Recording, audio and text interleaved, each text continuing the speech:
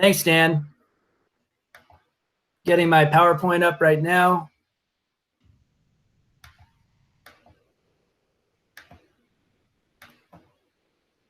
Okay, can everybody see that? I am not seeing it yet. Not seeing it. Let's see. It says I'm sharing my screen. I see it. Okay, so I must be the only one not seeing it. So go ahead. Okay. Well, thanks to Sustainable Tucson for the opportunity to talk to you all today. I'm excited to go over the details of Local First Arizona's sustainability efforts and generally around what we do as an organization. If you haven't heard of us before, I thought I could start with some background information about who we are as a nonprofit organization.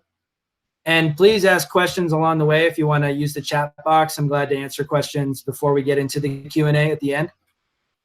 So my role with Local First Arizona, I am the statewide sustainability director, and I am based here in Tucson. I'm from Tucson. I'm a native, and so I'm glad to be able to be having my home base here, and then to be able to work statewide with many different sustainability programs across the state, including the Arizona Thrives statewide task force on sustainability.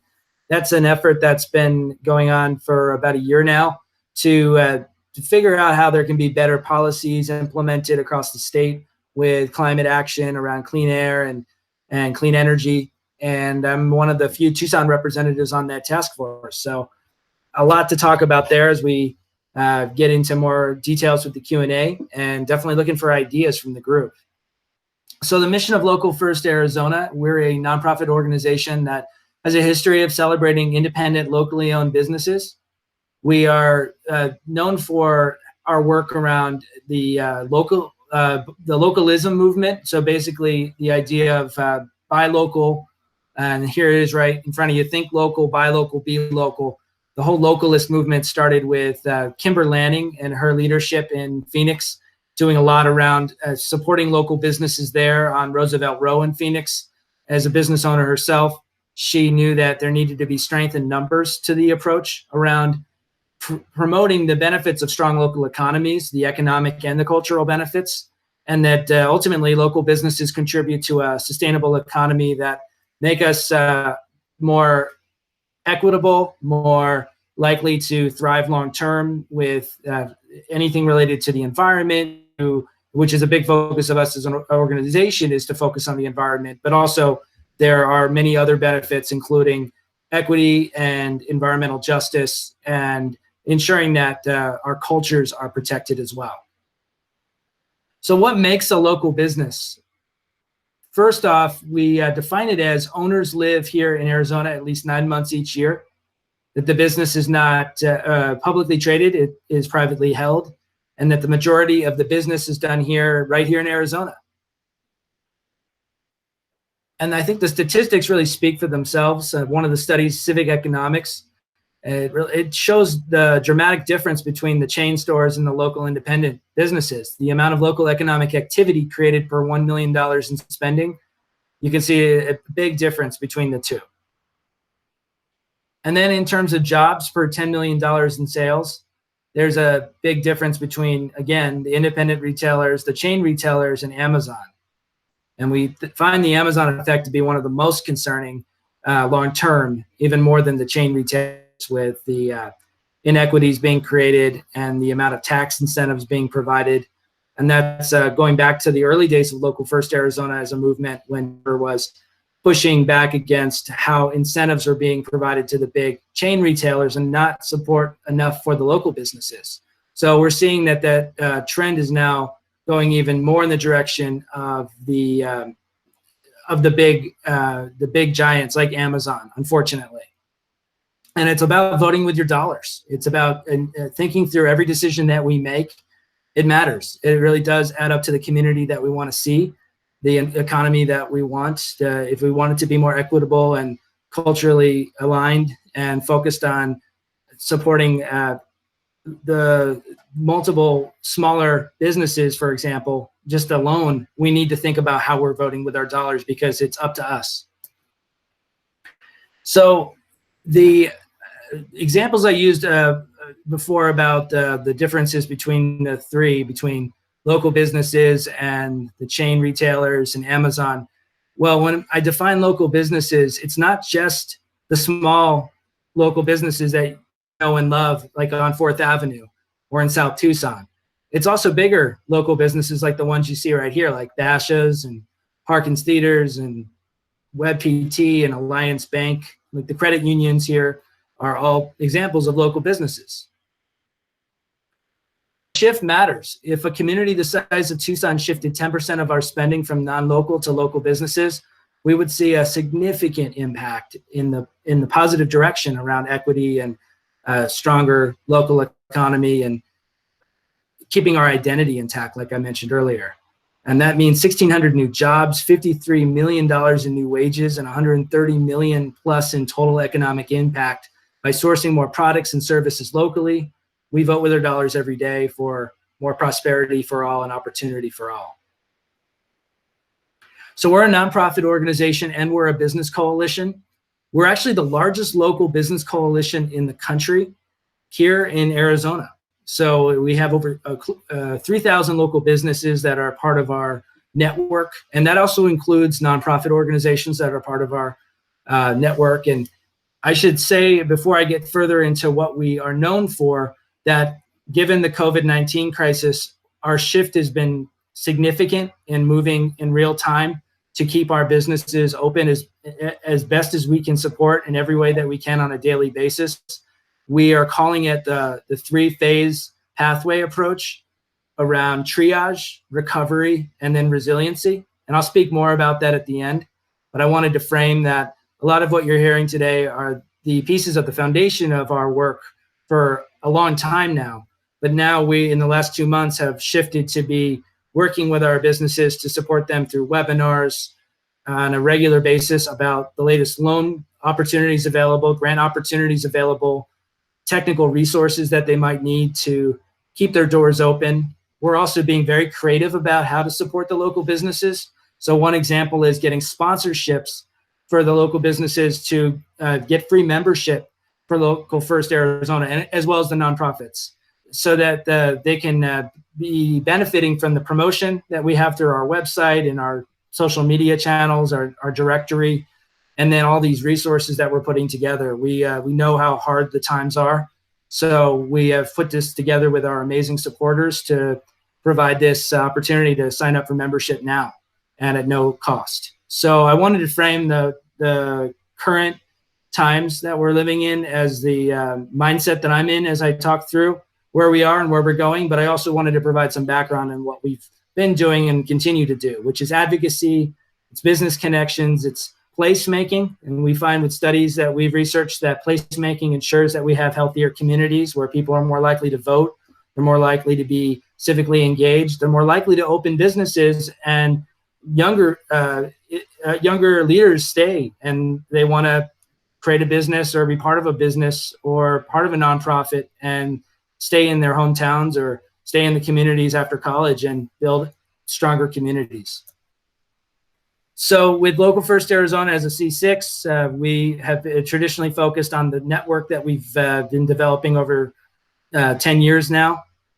And that includes education, seminars and webinars, and our newsletters, all on localfirstaz.com.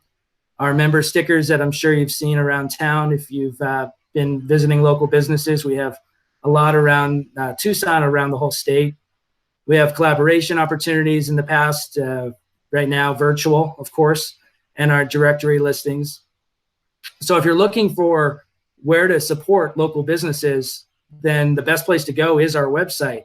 It's our directory where you can search for local businesses by category. It's our social media channels on Facebook and Instagram and Twitter. And we've been putting out more information on a regular basis than we ever have as a team, being one team about how to respond to the COVID-19 crisis. I'm hopeful that a lot of you on the call, or most of you on the call, have been following our updates. And if not, that you'll connect with us online and keep following what we're doing. We also have our nonprofit foundation, the Local First Arizona Foundation C3 nonprofit, which is where I focus my work on sustainability programs, and I'll talk more about that later on in the presentation. Before I get into sustainability, I wanted to highlight other areas of our work as a nonprofit. That includes rural development and overseeing the Rural Development Council now.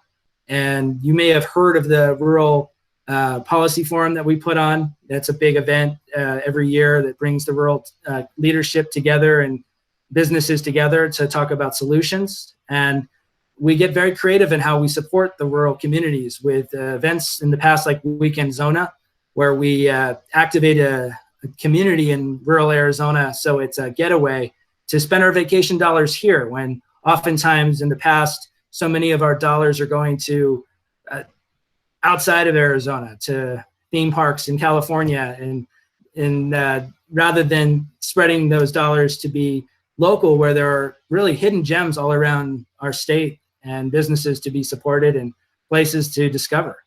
We also work with the schools in rural Arizona around an initiative called Science Happens Here, where we have in the past worked with the schools and connected them to businesses to teach about science activities, where oftentimes the funding's not there to support the schools to get into this type of extensive workforce development training. Local foods is a big part of our work too, around the strengthening of the local food system, so that the producers, the farmers, and the restaurants and the consumers are all connected. And we have another directory called the Good Food Finder Arizona resource, where you can search for these resources extensively. We've done a lot lately around the opportunities around the open farmers markets and places to go for growing your own food. It's exciting to see what I think is the revolution going on right now, which has already been there. The seeds have been there, literally planted for a long time. And I think that the surge in interest that we're seeing in Victory Gardens is hopefully a trend here to stay.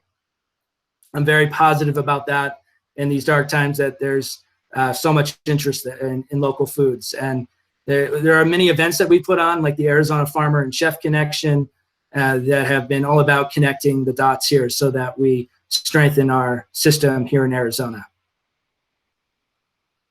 We also have a program called Fuerza Local, which is an accelerator program. It's a business accelerator program in underserved communities, and it's taught completely in Spanish. So we work with the local businesses through this program to build a more comprehensive business plan and get access to fair capital at local credit unions and community banks. So the businesses that go through this program are building a business plan as a network together through an intensive curriculum taught by professionals who have extensive experience in business. And what they are able to do is connect these businesses to the resources to develop a better plan and pool their money together over the course of the program, so that they can then invest those dollars in a local bank or credit union to be able to be part of the local economy solution that we're aiming for here with everything we do at Local First. So it's been exciting to see this program expand across the state. And the graduation is always a big event. I think it's our biggest event we really put together on a regular basis, with all the families coming out to celebrate the success of the business expansion occurring through the graduates of the program. And I'll talk more about this later. The Local First Arizona Scale Up program is a program that I founded around helping local businesses save energy and save money by implementing sustainable practices. We have a number of partners here in Tucson that have put this program together. It's an award-winning program, and it's now it's growing. And it's actually now focused not just on sustainability, but also resiliency planning and a regenerative economy focus. And I'll talk more about that later in the presentation. I also wanted to mention briefly our advocacy work. We have worked significantly with the historic 4th Avenue businesses to put a coalition together to support the different advocacy strategies that local businesses have employed elsewhere across the country, including community benefits agreements. We got the first community benefit agreement in the state of Arizona accomplished on 4th Avenue with those new developments that have been popping up all over the avenue in the last few years. The one across the street from the Dairy Queen on 4th and 6th that big high rise, we were able to negotiate an agreement where, in return for the tax breaks that the development received, the GPLET, the agreement yielded investment from that developer in the Fourth Avenue corridor, so that a significant amount of funds were directed to local businesses, as well as commitment to all local retail in the floor space on the first floor, as well as commitment to local artists and regular engagement with the avenue. And it's the first of its kind in the entire state of Arizona. And we're really proud of the work that we all did collectively to ensure this milestone happened.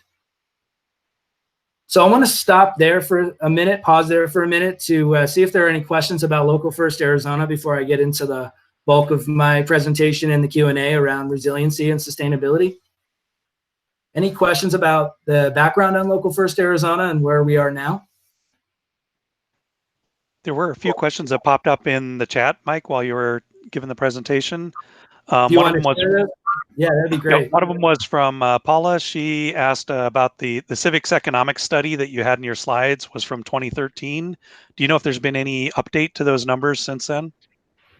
We have other studies that we've been sharing out and also looking at expanding on. And so I would be glad to share a folder out with maybe with you, Dan, that you could get that out to anybody who is interested. Is there an easy way to do that? Yeah, I could actually share, we could share it out on our Facebook page, and also probably even put a link on the website as well, so people can find it after the meeting. I'll get that folder over to you. And if anybody's interested, Dan, can you give your email out at the end? That would be great. Yep, happy to do it. Thanks. You can write it in chat. It's a lot of reading, so if you're interested, we've got a lot to share. Leanne has a question. Mike, can you speak on the plans post COVID with the CBA? That's a great question, very timely. So with the CBA, it's interesting the way the community benefits agreement that I mentioned at the end of the presentation about Local First there. It turns out that investment that we achieved, that actually turned out to be a $100,000 investment in the avenue. Some of those funds can be utilized now to support the local businesses on the avenue. And as a coalition, we're talking through how we can create workshops and trainings and other resources for the local businesses that need the immediate triage and recovery support. So what happened literally 2 years ago in 2018 is now providing a foundation of support for the emergency support needs that are happening as we speak. So I'm glad you brought that up, Leanne, because it turns out we didn't even realize at the time how important the CBA would become for the survival of the businesses on the avenue. And I'm excited to share more about that as we go through the summer. We have a lot of plans ahead that we're shaping now to be ready to launch these workshops and these other resources by June. Okay, and there was one other question I saw pop up there. Jana asked if you could define placemaking, as you mentioned that in the presentation. Sure. So the way we define placemaking is the cultivation of the identity of a community. So the strength of the local businesses and the nonprofits and the cultural assets of a community and how those are supported and celebrated, and also supported by policy as well, in ensuring that efforts like a community benefits agreement keep the placemaking identity, the cultural identity of a community intact. So the historic Fourth Avenue is a great example of placemaking. When you're there, it's distinctly Tucson. There's no other hub of Tucson that has that much concentration of locally owned independent businesses and such a history of the avenue to support as a historic avenue. Great, thank you. So are you ready for some questions now, or do you have a little bit more you wanted to cover? Yeah, I wanted to give some intro into the programs that we'll be discussing during the Q&A. Great, okay, go ahead. Great, so Dan and I are going to talk more about a resilient local economy and what we define it as local first and what I define it as. And the Southern Arizona Green Business Alliance is definitely the realization of a lot of planning that's gone on over the last few years, and especially over the last 2 months, to create a more economically and environmentally resilient economy.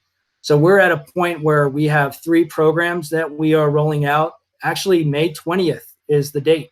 You'll see a lot of information coming out on May 20th about these programs.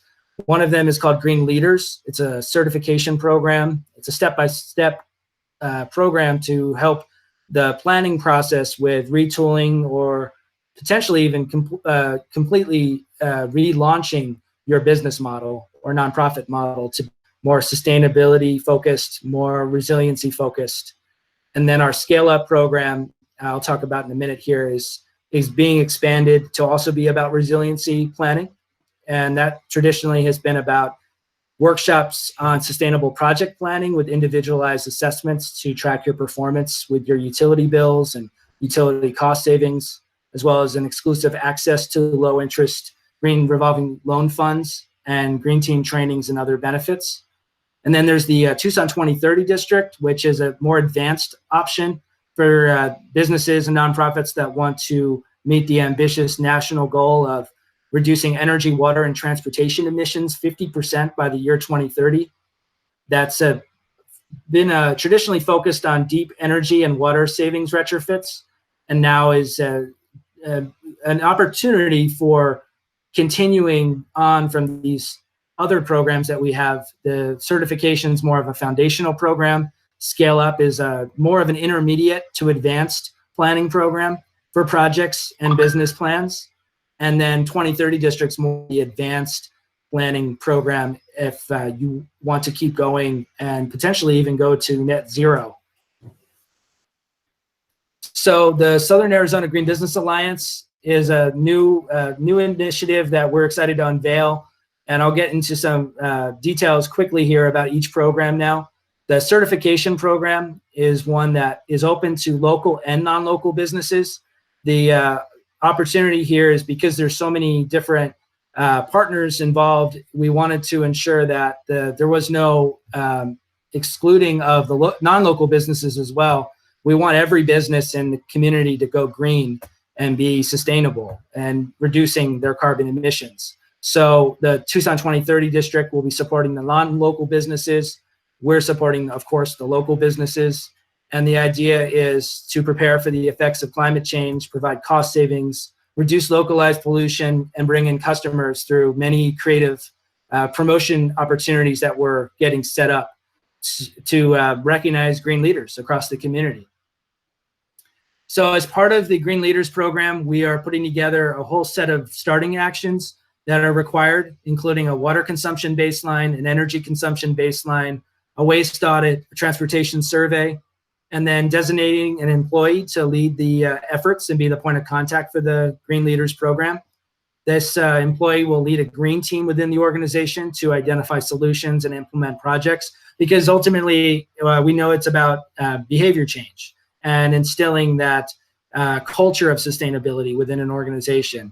And now, as we go through this COVID-19 crisis, we know it's not just about a culture of sustainability, but it's a culture of strengthening the business model and the plans around resiliency, so that as week to week everything is shifting and there's so many unknowns, I think being able to teach on different business models to consider, such as co-ops, employee co-op models that are focused on more democracy in the workplace, that can be an opportunity to encourage more participation from across the team and ensure more equity within the business model itself, and more opportunities for both the risk of running a business, but also the rewards of running a business that can see through any challenge that comes up. So we're focused on sections like energy and water and green infrastructure, waste and procurement, transportation, food and events, equity and environmental justice, community engagement. And an exciting addition to this is that we want to hear from the participants, the businesses and nonprofits that want to suggest an action. And we would like to take that into consideration. We put a lot of time into the scoping of this 65-point checklist, but we think that there are creative ideas out there that we probably have happening already in our community. So we want to hear from the participants on what those could be and to recognize those actions. So then going into Scale Up, this is the award-winning program I mentioned earlier, where we have put together a series of workshops that we're now expanding across the community to run a cohort a quarter of these planning workshops, where we provide assessments for the businesses to create an actionable sustainability plan that gets them on the road to greater carbon emissions reductions, cost savings, and now with the resiliency focus, an opportunity to rethink their business model, potentially relaunching their entire business plan and operations as a result. The program stands for Sustainable Communities Accessing Education and upon performance. The idea upon performance is that we want to provide incentives for the businesses that are doing more. So the more that a business or nonprofit going through this program is reducing their carbon emissions or providing more community benefit, so that could be providing more equity within their business model with a co-op model, for example, or if they were to look at collaboration with other businesses and be more philanthropic in the community with their business model. There could also be more procurement or local sourcing or local product development in the community. And as a result, we want to incentivize that kind of thinking to create a stronger localized system as a result, so that the loan fund that we have will be providing lower interest rates and other incentives to the businesses doing more for the community. This was our first cohort of participants that we worked with back in 2018. And we're excited that we can run this cohort a quarter starting this summer. And then not only running it a cohort a quarter in Southern Arizona, but also now with the support of Department of Energy funding, running the program, expanding it to Phoenix by 2021. And this is an example of what we mean when we want to incentivize performance.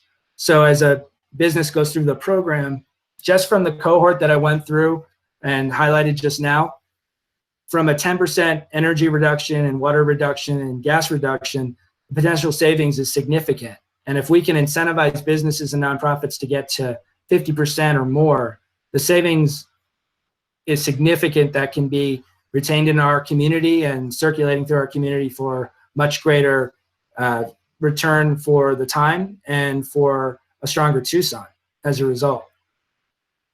And a case study that I'm particularly excited to share is the unknowns that occur in a positive sense of the word as we do a program like this. So Sonoran Glass School went through the program 2 years ago, and they ended up getting connected to bottle rocket design through another participant in the cohort, PopCycle.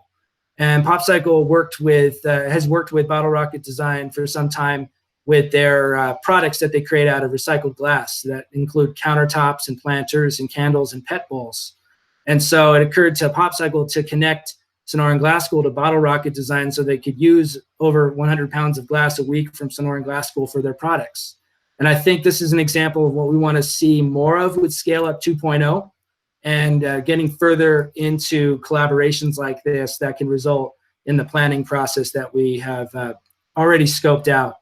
And I want to highlight Barbara Warren's on the call. Barbara did an amazing amount of work in helping us scope out the design of the workshops initially. So there was a lot of emphasis on participation throughout the workshops and connections between the businesses and nonprofits so that they could talk through their findings week to week from the homework assignments that we developed through EPA materials, and to ensure that there was robust group discussion so that collaboration examples like this could result.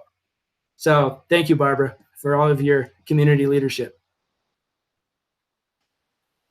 Then for the scope of Scale Up, we are looking again at Local First Arizona members. This is a program specifically designed for local businesses to provide additional capacity support because we know they need it and we're here for it. So it's a 7-week workshop now and we're including more of an emphasis on the financial planning so that given the crisis at hand, we are there to provide any type of additional support needed as businesses are going through new planning for loans and grants and how to relaunch and be stronger after this is all passed.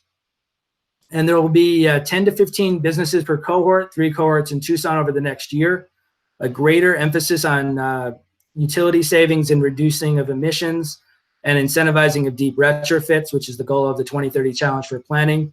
We'll have students trained to support the process with EPA certifications that we have created a partnership with the EPA on, and more comprehensive content in general, and the addition of a green revolving fund that focuses not just on sustainability, but also resiliency project planning. And when I say benchmarking, just to define that for the group here, what we're talking about is making sure that every project is tracking their usage on a month-to-month basis so that we know that savings are occurring and that emissions reductions are occurring. So when we look at comparing the building to a national sample of similar buildings and comparing the buildings of a similar type to each other, and then identifying where there can be improvements made. And then again, I'm defining terms here, the revolving loan program, how it works. For a $50,000 investment in partnership with Nonprofit Community Investment Corporation, another amazing partner of ours on Scale Up, that invested $50,000 in the program 2 years ago and will be doubling their investment in the revolving loan fund for the 2.0 model. That can last over 30 years using a 4% interest rate, 5% default rate, and $7,000 average loan amount. And as it stands, this program has had the lowest interest rates of a general sustainability and conservation focused revolving fund in our community at 3 to 5%, a range of 3 to 5% interest rates for the projects that complete their planning through Scale Up.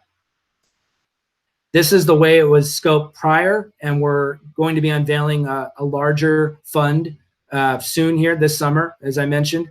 And so previously we had looked at terms of up to 3 years and as low as $500 to $10,000 because we know that the big banks are not providing that support and that the local credit unions and community banks are there for that. And Community Investment Corporation even goes beyond in finding ways to fit the needs that are out there for as low as $10,000 and below that a lot of local businesses need to keep going at times, especially right now.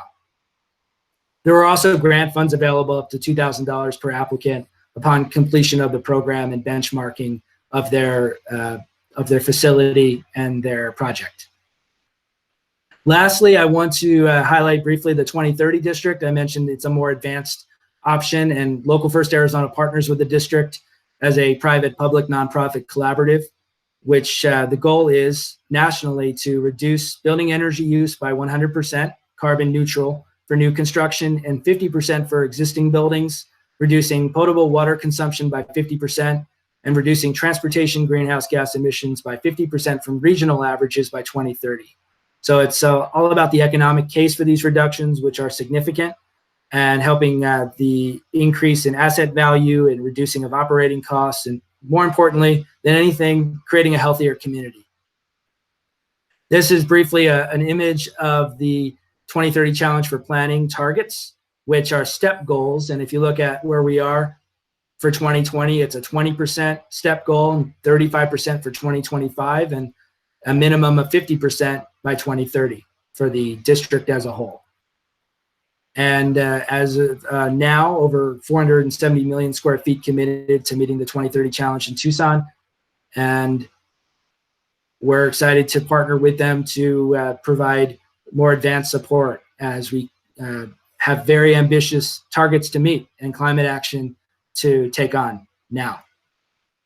So in closing for my intro presentation, we're envisioning a Tucson that's economically resilient and increasingly self-reliant, economically inclusive of all residents who have widespread opportunities to succeed, that's thriving, entrepreneurial, and innovative with access to fair capital, and environmentally sustainable with businesses in the lead and nonprofits in the lead. And I'll point to 2 resources that I highly recommend if you're not following already, which are the touchstones of our work in so many ways. The Institute for Local Self-Reliance and the Democracy Collaborative are two of the best resources out there to know models of success across the board and across the nation for localism that's working and sustainability practices that are working. So I'll open it up to any more questions. And then Dan, I know you have great questions ahead here. All right, thank you so much for that, Mike. There were a couple of questions in the chat. So one was from Paula again. Mike, to what extent are the 3 levels of programs local or Tucson focused versus statewide? That was for the Scale Up program. So the extent for the Scale Up program, we're running it primarily in Tucson right now. It started in Tucson. The whole program is founded in our community. And by 2021, we plan to have a cohort in Phoenix to test the model in another community with our statewide sustainability team. So the intent here is that I think Scale Up can be a program that is able to be replicated across potentially the nation as we go further. And it can be a model for any community to take the toolkit and determine the partners to bring in to be successful. It could be partners like we've had in Tucson, but it could also be new partners that meet the goals and the objectives of the program. And the Green Leaders program? And So Green it's Leaders actually is all Tucson, Southern Arizona focused. That's Okay. Entirely focused here. We do have a certification program in Phoenix through Local First. We're a busy sustainability team. So there's another certification that's called the Arizona Green Business Certification that's run out of Phoenix. And this one is more of an introductory program to lead into Scale Up. They're really meant to be paired together. And the particular name of it is Southern Arizona Green Leaders.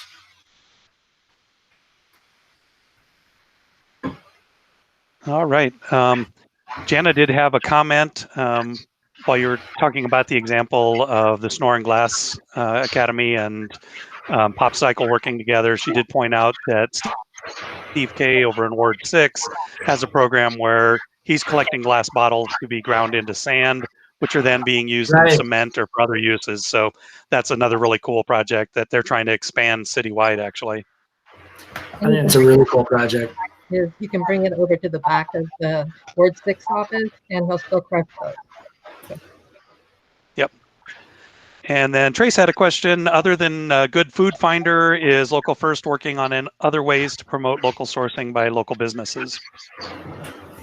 Yes, we're integrating local sourcing and local food strategies into Green Leaders, into Scale Up.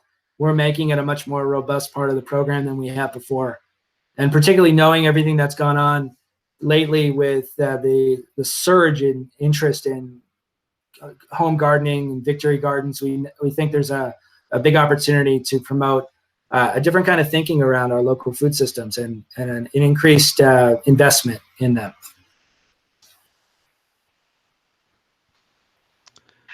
All right, great. Well, let's go ahead and dive into the questions then. And if you want to stop sharing your screen, I think everybody will be able to see you that way. Oh, Paul Stapleton Smith just asked a question. Great. So let me take a look at that real quick. Paul asked, is there a rubric or measurement of job quality and prevailing wages to create secure jobs for working families? How can our labor unions help? And Paul Stapleton Smith is the Pima Area Labor Federation AFL-CIO. I would love to talk to you, Paul, about that, because our resource toolkit with these programs has grown extensively over the last few months. And we have some measurements there around best practices. But I think if we can look at some localized data and make that part of the, again, the incentivizing of how we support projects through the revolving fund, I would love to work with you on that and get more information in the toolkit and the resources that we're providing.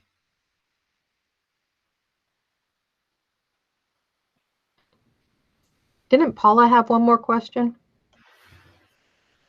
I don't believe so. Although, Paula, do you have a question, or does anyone else have a question before we jump into the questions that I have for Mike?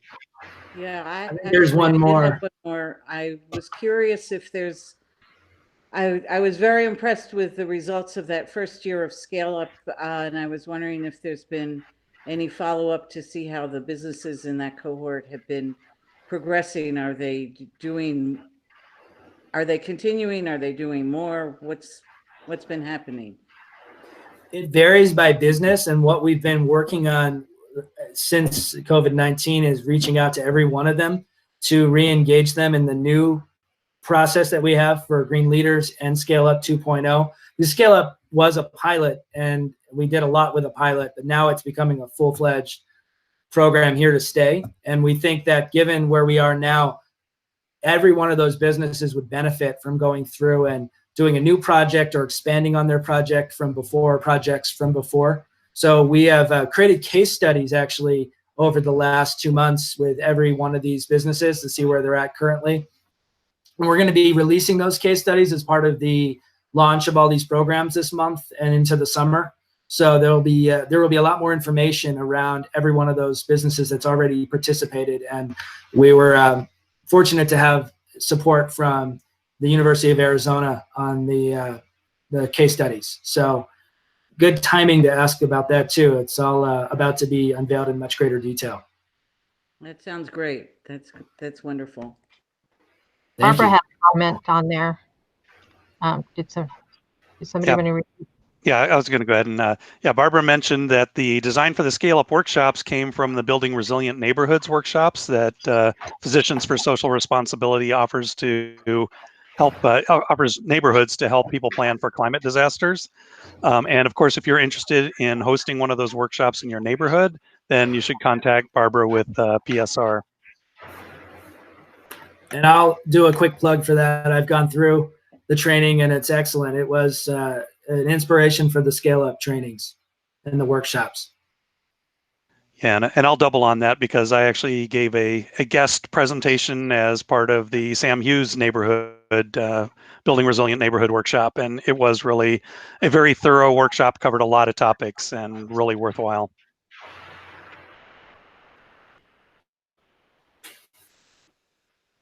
Okay, it looks like we don't have anything else right now. So I'm going to jump into the questions that I had for you. And let's start out. Well, we already got that one. So you wanted me to define a resilient local economy. Do you want me to go ahead with that in a little more let's detail? go ahead. How do you define a resilient local economy? You've talked about it a little bit, but why don't you go ahead and go into more detail on that?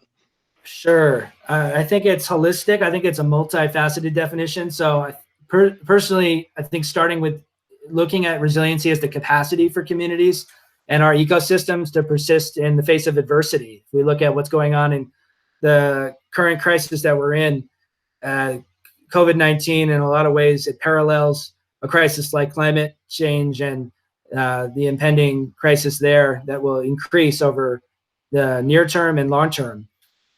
And so I think it's about how do we face adversity? And I think it's also about, well, there are many names for it, but I've used the term earlier in the presentation, the regenerative economy. So that's called a lot of different names out there, like natural capitalism, sustainable capitalism, conscious capitalism, donut economics, circular economies, sharing economies. There are many names for it, but ultimately it's about systems thinking is how I like to think of it, and Local First likes to think of it as systems thinking, and ensuring that there's a better way to consider both the nature of human prosperity and well-being, as well as economic prosperity and well-being in the long term.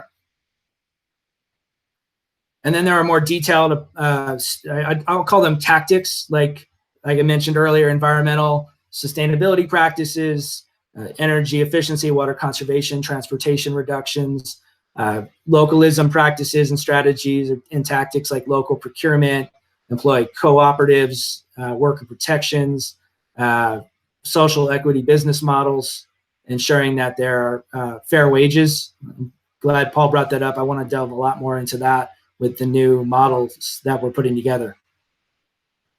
And then also how we invest our dollars too, so that there's more of a shift of capital to our local communities through our credit unions, our community banks, leaders like the Community Investment Corporation, so that we can prioritize where our dollars go, so that we're not investing our dollars in the stock market in these big banks where the very nature of their investments are anti-environment. They're not in the mindset of thinking community and thinking environmental and thinking regeneratively.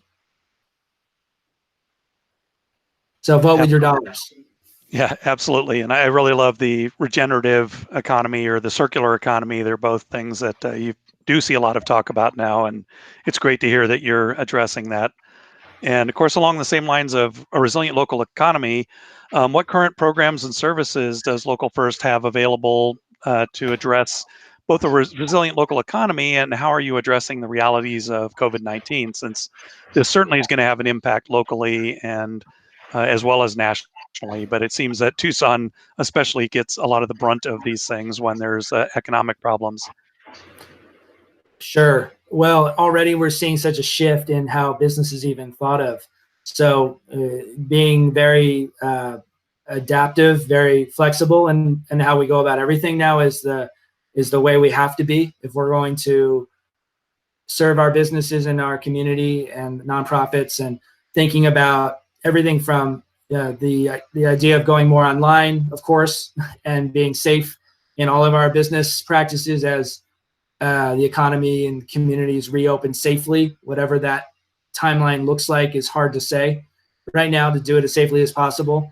But I think that there are strategies that can be employed between being more virtual, being more online driven, and also being as safe as possible, and mapping all of that out. So having to start there, and even with our programs, building in some pre-assessments to ensure that the businesses get that support if they haven't already mapped out any of those areas for the post-COVID-19 world and community that we are living in and will be living in for a long time. I think we're at a turning point here, and we can decide to do this more in a sustainability minded way, and as we rebuild and recover and focus more on resiliency. And I think that's the turning point. We can make those decisions, and we can also determine to be focused more on people and ensuring that there's more equity, and ensuring that we have a stronger system in place, so that when there are shocks in the future, which there will be another crisis, and there will be more challenges, are we ready for it? And I think it all goes back to the planning and the mindset. So our programs are reflecting the real-time challenges that we're living in day to day, week to week.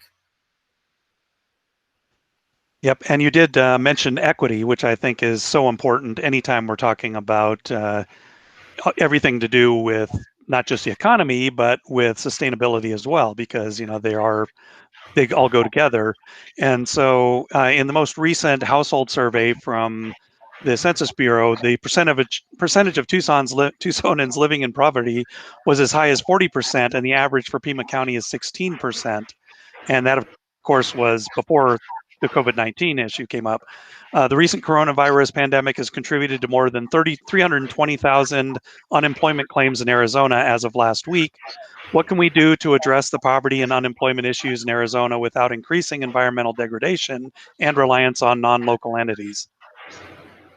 That's such a great question. And I think there are a number of ways to break that question up into the work we're doing. And I think about the need for policies. And I think antitrust regulations need to be increased so that we take on any inequality head on that's going on. And if you think about the Oxfam study and statistics out there about an economy that is too much about the very rich in our society, the top 1% in our society, all of the statistics are staggering.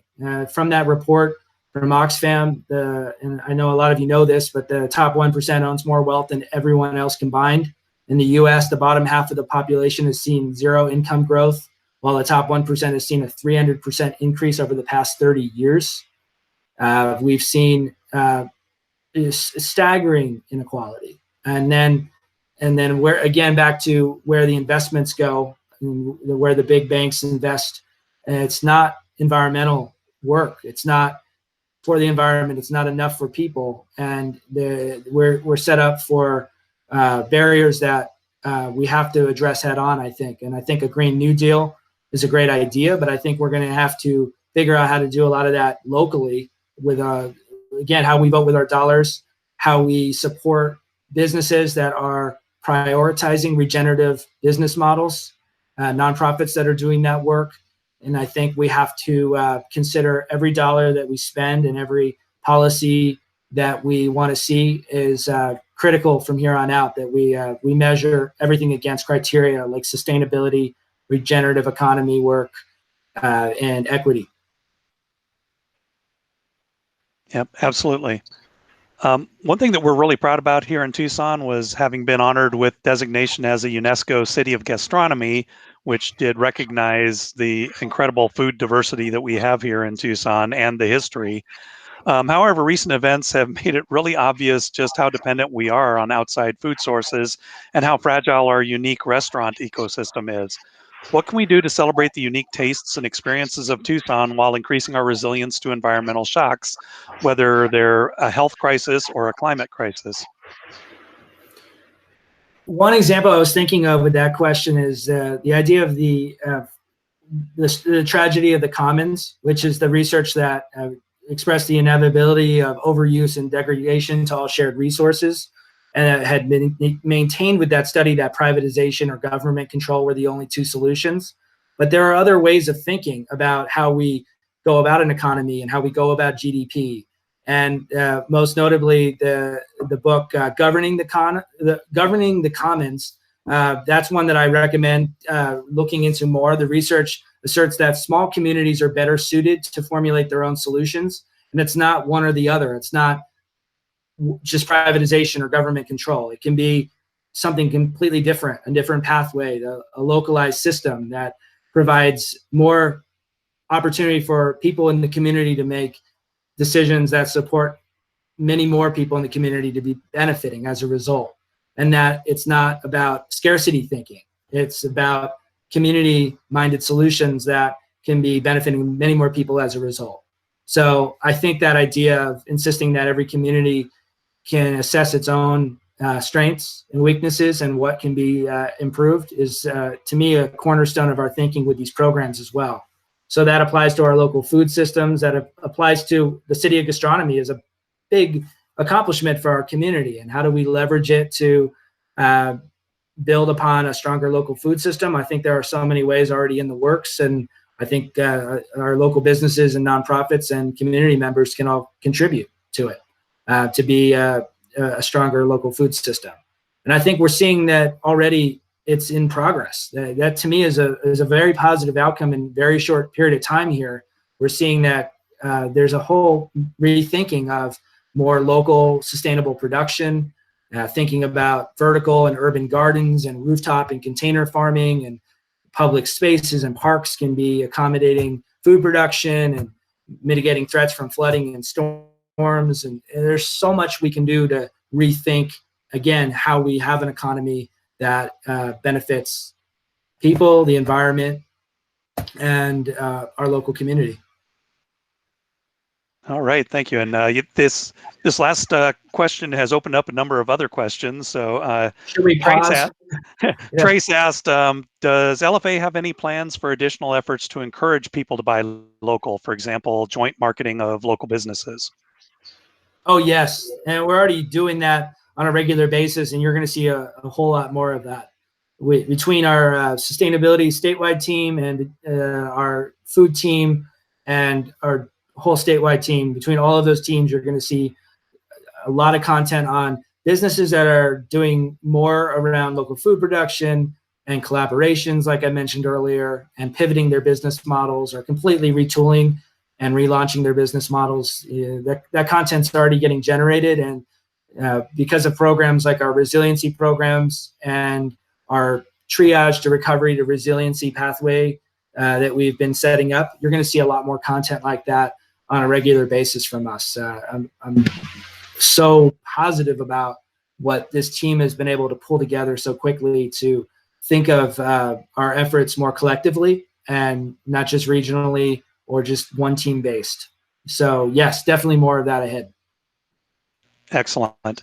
And Jana asked what Local First is doing to encourage restaurants and delivery services to offer reduced waste options, especially plastic waste. And is there a way that Sustainable Tucson's Zero Plastic Waste team can help? Yes, and yes, we are encouraging it. We have tips and guides on how to do that already through our programs. And I think we've been in some conversations already prior to today's presentation that Sustainable Tucson might go through our programs to find even a more robust service for supporting the local restaurants to go that route, zero waste route. And we have a track record as an organization doing zero waste efforts with events for a long time now, like the Savor Food event and Devour Food event series that we have across the state. We have a whole guide for how to do that. And so I think we definitely have a lot to offer and integrate into our programs even more than before. And again, incentivize more action based on those efforts. But I think that it's an opportunity for even more of a deep dive. And I think it would be great to have Sustainable Tucson define a deeper dive support service for those needs. Great. Yeah, we'll definitely have to talk to you about that. And then the final question was from Barbara Warren. She was just wondering who wrote the book that you mentioned, and was it called Governing the Commons, or what was the title on that? Oh, sure. Yeah. So it's called Governing the Commons. And I can send you a link. Is this something I could send out ahead of, or I mean, after, for everyone to get links to the resources I'm mentioning? The book Absolutely. Is Eleanor Ostrom's book, Governing the Commons, Barbara.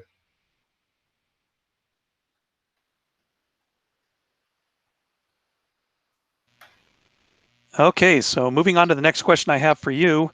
Tucson's known for a vibrant cultural and maker community. After all, that's one of the things we love so much about being here in Tucson. One example is just the new SACA, the Southern Arizona Arts and Culture Alliance, Catalyst Arts and Makerspace that opened up in the Mall of Tucson. How can we encourage and grow more local arts, culture, and making along the lines of that? So I think that we're seeing already, because there's so much of a shift to be home-based with our work and virtual now, that I think there's an opportunity to provide opportunities for education in creative how-to approaches. Like I mentioned the Sonoran and Glass School earlier, and Saka's mentioned here. There's already really creative ideas being developed around giving access to how to be connected to the local arts community more on a regular basis. And I think considering that we need to support our local artists more. Pop Cycle is such a phenomenal example of supporting local artists on a regular basis with what they do through their channels and their fundraising efforts. And highly recommend following them because they're an artist incubator. And I think we're going to be continuing to work with them to find ways to keep doing that because there's such a need across the spectrum for connection right now. And so when I see Sonoran and Glass School and Pop Cycle and Saka doing all of this creative connectivity around art right now, I think we need it. I think unfortunately one of the trends that we're going to see over time, or already are seeing, is the loneliness factor of isolation for people who might be living alone or in a broken home. And I think we're going to need art more than ever.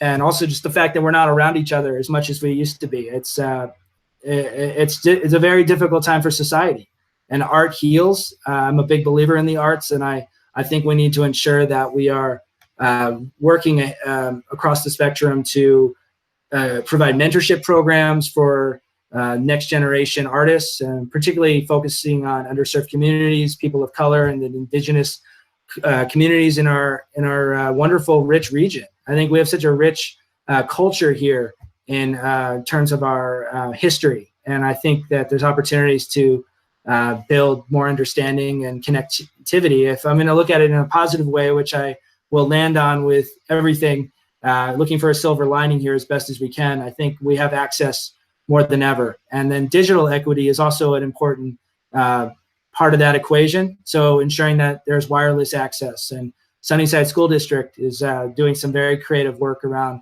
providing wireless access through school buses. And there's an op-ed in the Daily Star that we signed on to with a number of other nonprofits around digital equity needs in the future, now and into the future, so that we can ensure that the access to the arts and learning about the arts and engaging in the arts can be increased significantly. Yep, and Jana agreed with you on that. Said arts can help make community gathering places more beautiful and help create that placemaking that we're trying to do. There are also a couple of questions that are a statement and a question I missed earlier. Paula mentioned that Sustainable Tucson is a member of Local First, and that we're definitely interested in partnering in any ways you think are appropriate, including the plastic waste, of course. So she just wanted to mention that.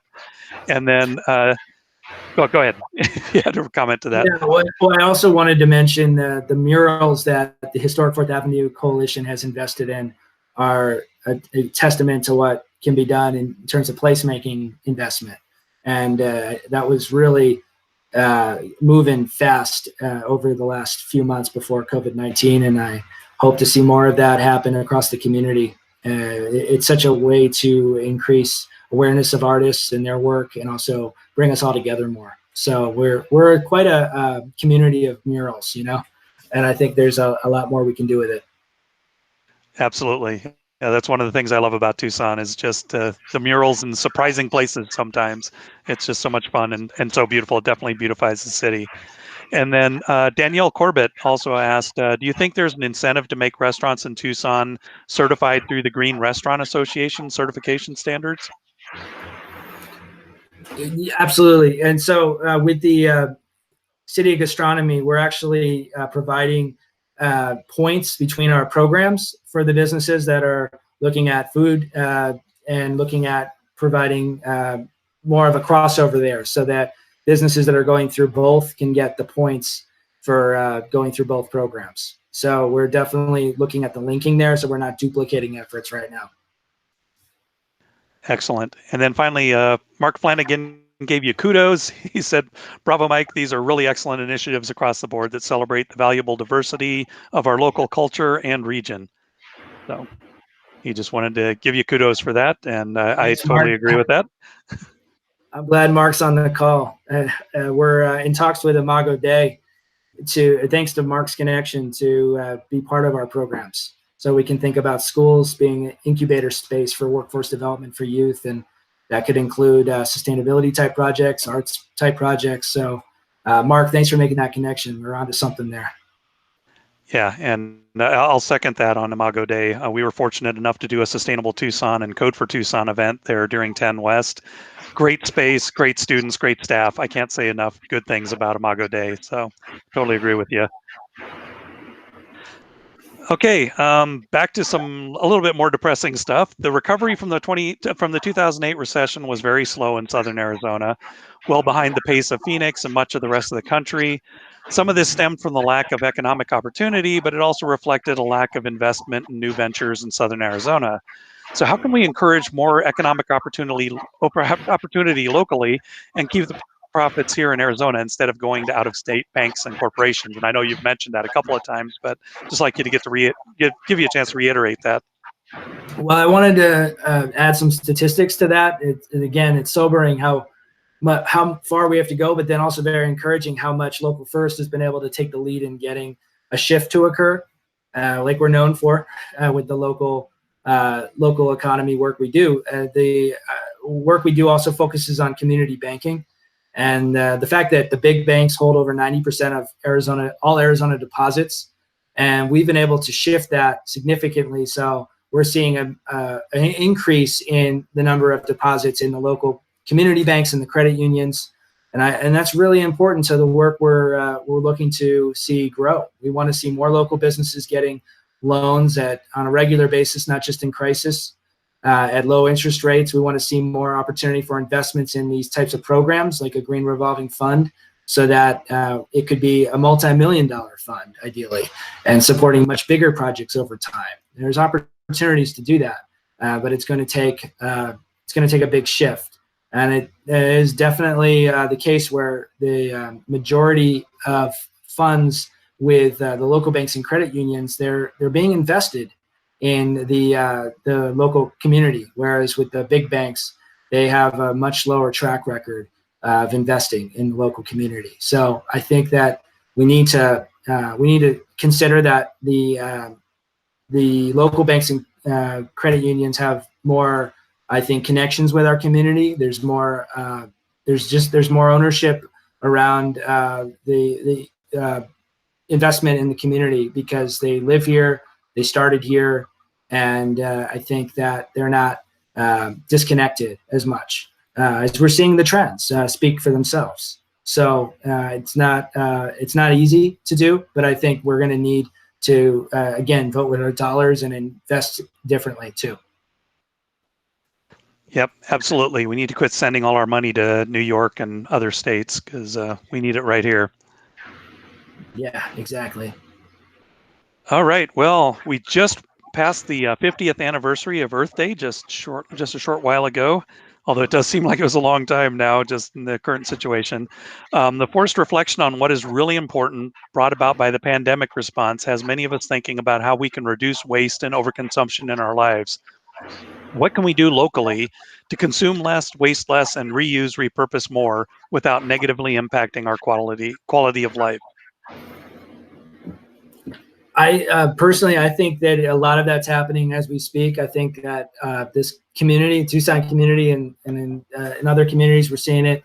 People are rethinking how they go about their work, about the economy, and I think that the local food production example I already talked about earlier is a very encouraging indicator of where we're headed. I think that the opportunity again to vote with your dollars, like I've said many times throughout this presentation, it can go really far. It can go from majority or significant majority of your dollars going to local businesses and going to local nonprofits, and then considering the local banks and credit unions for where you invest your money. I think that's a starting point. I think it can go bigger than that. I think that the policy component is going to be really important going forward. I mentioned the antitrust efforts that I think need to be underway over the near term here. I think we need to look at what's gone on with the relief efforts where trust funds and non-local big businesses got access to funds that local businesses need now and are suffering as a result. So we have to learn from this, that the system was already set up to favor the powerful and not the communities that need it and the people working hard day to day. And I think we need to remember that. And it was brought up at the beginning today of this meeting to vote and register to vote. And we have to do that, but we also have to hold our leaders more accountable for where they are investing the resources in our communities. Where are they in pushing for new thinking around GDP, thinking about the energy economy and how we could redefine investments to have a greater return on investment if we invested more in energy efficiency, I think is a big opportunity. And I think there are examples of it in the city, in the county, in the University of Arizona that are strong. I think we need to build off of those, and we have to keep going. We have to keep building off of it because we have a climate crisis that is only increasing. And we've seen some positive signs that we can make an impact in just a short period of time. So that's also encouraging. So I think we have to remember from this devastating crisis that our actions matter more than anything. They really do matter, that our day-to-day actions reflect the community that we live in, the world that we live in. And we have choices to make. And I hope for the best there. I think that we can learn more than we ever have as a society as a result of this unprecedented time and crisis that we're in. Absolutely. And Jana did make a couple of comments, so there's some links she put in the chat there. People want to check them out about fighting climate change, and also the Broadmoor neighborhood art installations, which are really a lovely way of creating community. And Barbara has a question, but I'm actually going to save that for a minute because I'm going to ask my last question, and I think it leads into Barbara's question, which is, what steps do you recommend individuals take in their daily lives to build a resilient local economy? I think getting more more aware of the strategies that are going to be most effective is a great starting point for those who are looking to go deeper. I've mentioned some resources today. Again, I want to get those over to you, Dan, so you can put them all together and put them out there to the group today. But then specifically, I'd like to highlight the drawdown book that is all about the top 10 solutions that I want to highlight now. There are more than 10, but there are 10 that I want to talk about now for decreasing emissions as fast as possible. And there are solutions that I think all of us should be considering, whether it be pushing our leaders to do more with them or individually doing this more in our own lives. And the top 10 with drawdown, which is then developed by experts across the field of environmental science. And it includes number 1, refrigerate management. Number 2, wind turbines. Number 3, reduced food waste. Number 4, plant-rich diet. Number 5, tropical forests. Number 6, educating girls. Number 7, family planning. Number 8, solar farms. Number 9, silver pasture. And number 10, rooftop solar. And I think this Project Drawdown book, it's this compendium of so much that we can take into account here and start thinking about the short-term responses that we need to prioritize for much greater impact. I think we have to accelerate the work going on here, and we have to invest wisely going forward. Yep, absolutely. And yeah, as you pointed out on that list, there are some things that do probably have to be done at a higher level, but then there are also a lot of things that we can do individually, like, a higher plant content in our diet and shifting away from so much meat production, which we're seeing is kind of happening, whether it's intentional or not right now. So there is that. Jana did have a question about what is the silver pasture? I wasn't quite sure either. Oh, yeah, that's the deliberate integration of trees and grazing livestock operations on the same land. Excellent. And then I'll go back to Barbara's question now. So she was just asking if you have a current updated version of all of our local businesses to share. So will that be in the resources you're planning on sharing with me to get out to them? Yeah, definitely. Yeah, I think I should get a one-pager together for you based on everything we're going over and make it easy for everybody. All right, great. And then Stuart had a question, or is really a corollary to my question about mindful use and reuse of resources. In line with the truism that what gets measured gets done, how might we track progress on this topic? What metrics would you like us to use in Tucson? Who could collect such data and how would it be reported? And that's as far as, creating that circular economy and reusing resources. So I think the basics that we already, well, I'll call them the essentials. I won't say basics actually, because it's advanced work, but the tracking through Energy Star Portfolio Manager with our projects with energy bills, water bills, gas bills, and the other baseline data that we're gathering through our programs is a good start. But I think we've got to go further. We have to work with our city partners, county partners, and our university partners on tracking their progress and learning from them. There are many advanced tools out there for going very advanced in terms of the technology applications that can be used by different measure for the building. For example, it can be as comprehensive as looking at every part of the building and which measure will be most effective. So I think it's breaking it down and better analyzing what's, again, most effective, what's working. So that's a big investment to do that across the community. I think we have some strong starting points here, and I think some good tools in the toolkit, but I think we need to go a lot further with how we're analyzing all of this information and collecting this information. And if we're not measuring it, how are we going to be able to report back on progress? And I think the example of how it can apply beyond buildings is really important. Mayor Romero's Million Trees campaign is an exciting opportunity once we can all engage in that more. I'm excited about engaging in it. I know it's just getting started. So that's a big opportunity for us all to measure the impact there. And so I think it's not just the technological approaches, but it's also the opportunity to measure across the community how we're taking action with the climate. Yep, absolutely. Even an opportunity for some citizen science and for people to get involved in making measurements in their own neighborhood and seeing, like you mentioned, the Million Trees initiative, which I'm really excited about as well. Just see if it really does have a measurable impact on the urban heat island effect. That would be great to see. I'm glad you brought up citizen science too. I think that's a big part of it. And how do we engage our school systems more in all of this?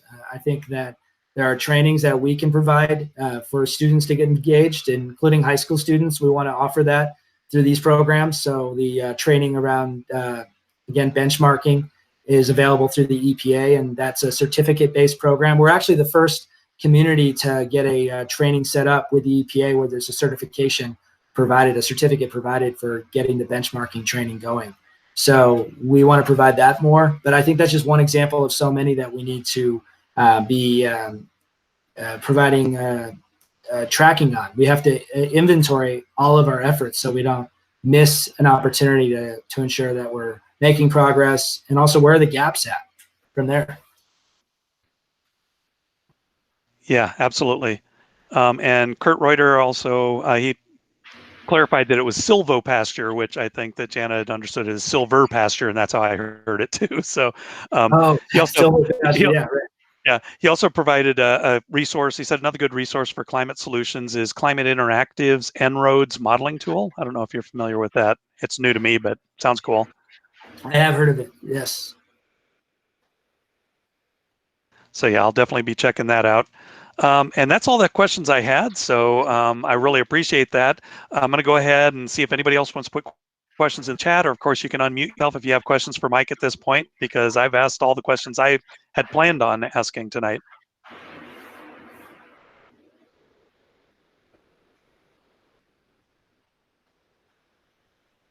I'll throw out a question. One of the things that seems to be happening through this whole period is we're seeing the possibilities for a whole lot less use of fossil fuels, and that would open up opportunities for more renewable energy. But that's also going to impact communities even here, I think even here in Southern Arizona, if we were to, let's say, close down more power plants like we would want to see happening. What about does Local First or any of the people that you partner with work on things like job training or diverting people into new businesses and new jobs when they lose their jobs in the fossil fuel economy? So that has not been a focus of the programs yet, but I think there's an opportunity to connect with these projects that we're going to be developing and being much more comprehensive about what a project is, scoped through Scale Up and through Green Leaders. I think that's an opportunity. I'd love to see collaboration. Like I've mentioned earlier, Imago Dei might be wanting to go through the programs, and if they could work with a partner like Sonoran Glass School on new products to be developed that are sustainability based and leading to a new type of opportunity for skills to be developed out of those projects. I think it's a great opportunity to connect the dots that way. But I think it's why we want to see a Green New Deal. We need investment in more trainings. I think there's a gap out there that I've seen over the years around those who are ready for the green economy, who have the certifications to go further and do more of the advanced work, like the solar installations and the energy efficiency upgrades. And I think there is a gap there. And if we want to see demand increase, I think that will go a long way to increasing more jobs. But I think we also need more trainings too.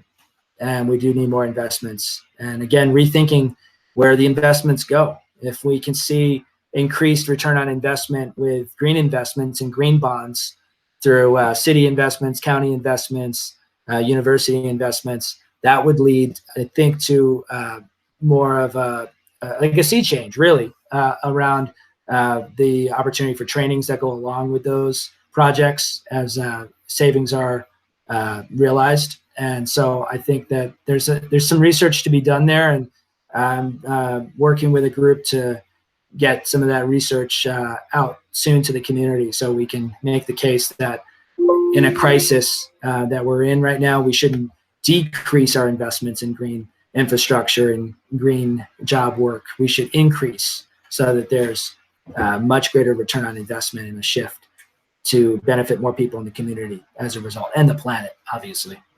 Well, I think we're seeing the opportunity grow at this point. So let's keep working on it.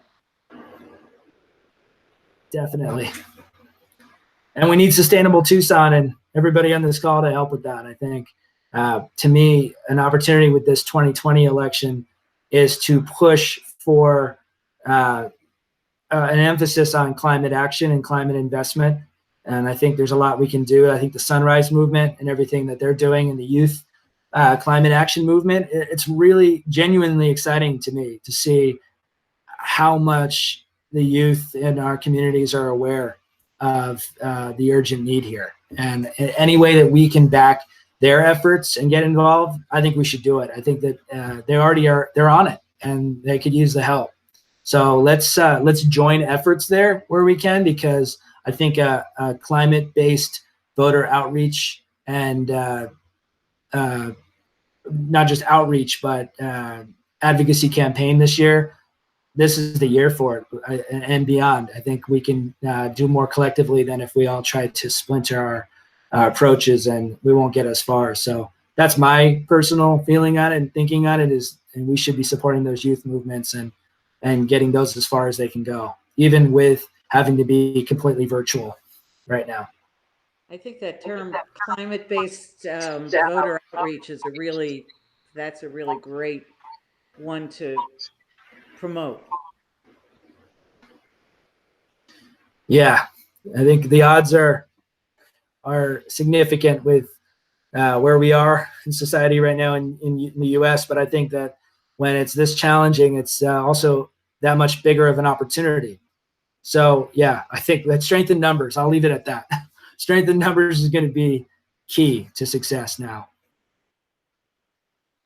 Yeah, and I absolutely agree with you there, Mike. That's one thing we've been looking at at Sustainable Tucson as well, is that, we need to form those meaningful collaborations with organizations like Local First and others, because we have to all work together to make this happen. We can't go it alone, and there is certainly strength in numbers and that collective impact that we can all have if we're working together. So I'm really appreciate you saying that. Yes, and I appreciate this whole discussion and to see so many questions coming up. So it's more than I thought there would be with questions. This is exciting.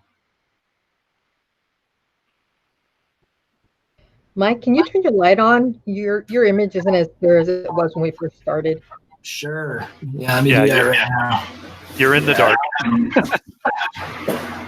Saving energy.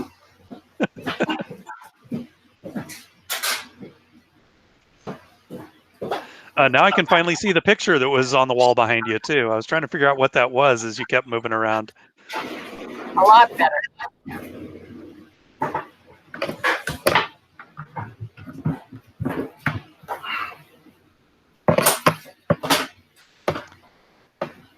All right.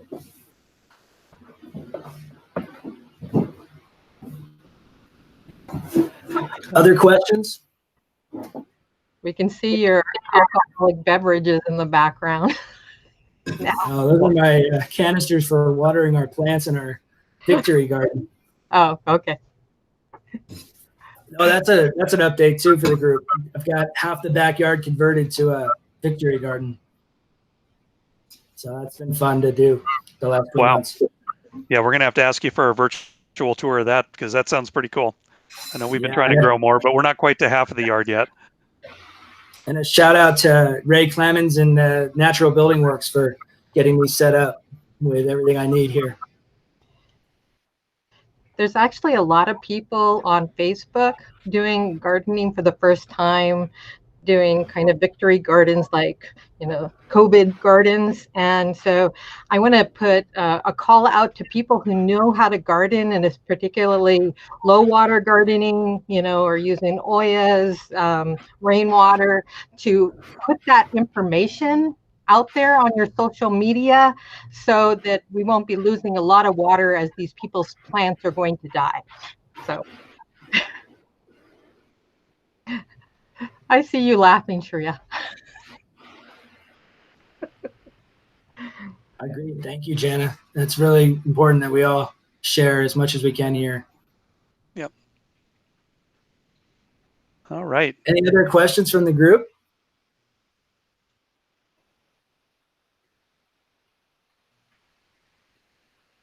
Looks like the chat is pretty empty, and I don't see anyone else asking anything. Now that we can see you, you turned on the light, and now we're about to wrap up.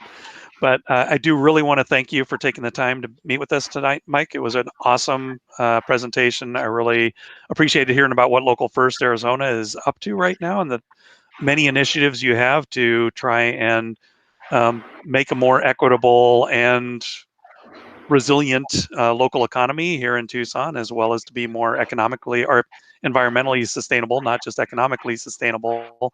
So I really do appreciate the time. As always, it's great hearing from you. And thank you for being here. And one last question for the group. So the emails you already have all those, Dan, so I can get out the resources in one place? Or what's the best way? Should I just have my email in the chat as well if people want to email me directly? Yeah, if you'd like to do that. And then, of course, you can send the resources to me, and I can post them on our webpage along with the announcement of this meeting so people can find them after the fact. Okay, great. So you have all their info.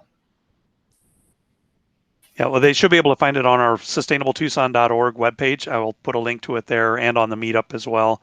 And we'll probably share it on Facebook. So that way we'll be able to get it out to everyone. And yeah, I'm sure that Paula could also send a notice that it's available in our next newsletter as well, which goes out to a large number of people. So we'll definitely get the word out. Awesome. If you want to absolutely. be on our That would be good for the newsletter, newsletter. seconds. I think she's saying the same thing. Go ahead, Paula. I was just saying that would be great information. We'll definitely plan on putting that in the next newsletter. And Okay, also, great. if you would like to be on our newsletter, you can contact actually Paula at sustainabletucson.org, and she will put you directly on that email list to get twice a month announcements of what our meetings are. And other things happening, other sustainability news throughout Tucson. Okay.